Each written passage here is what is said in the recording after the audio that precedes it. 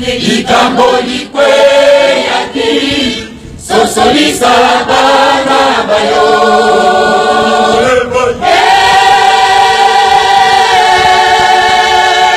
nzoka yango nde likambo likweyaki sosolisa bana bayo nguya na yo lolendo na yo eya omokili boyini moyeba yo nguya na yo lolendo na yo eya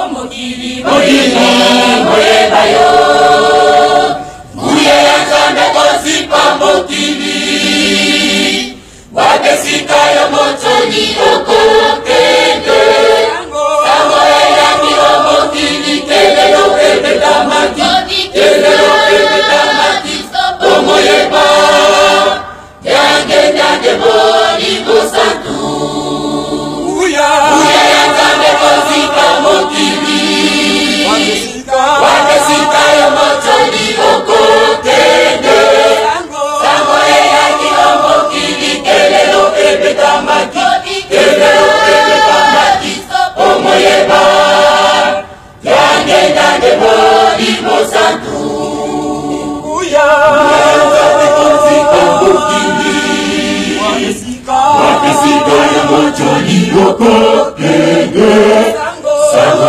eyaki omokili kelelo ebetamaki kelelo ebetamaki omoyeba yange nyange bolingo santu uya nzambe kozipa mokili wakesika yo motoni okokende sango eyaki omokili kelelo ebetamaki kelelo ebetamaki omoyeba yange nyange bolingo santu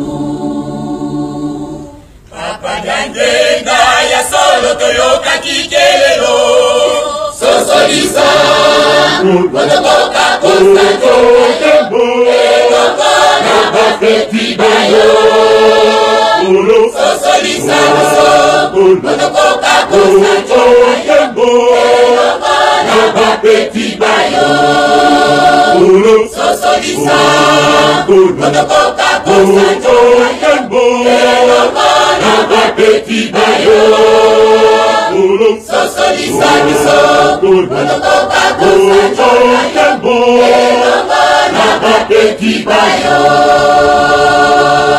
sosalaki mabe lokola banini bayo yango wana nde bososolezangaki be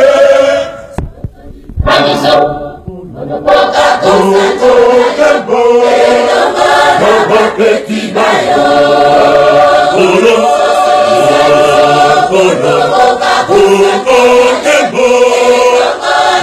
Petit bayo,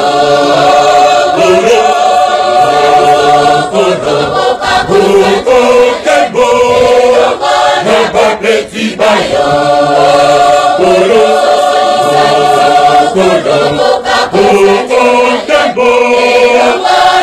petit bayo,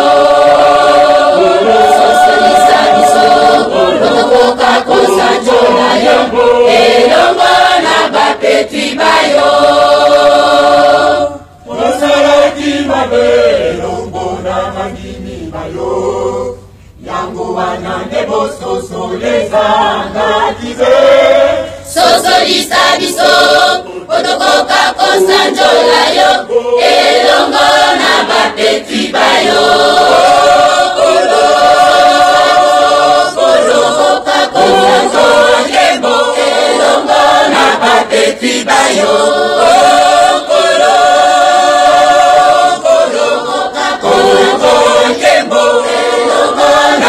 petit bayo,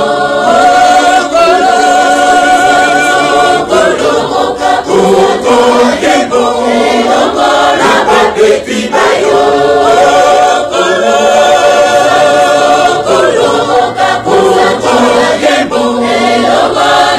petit bayo,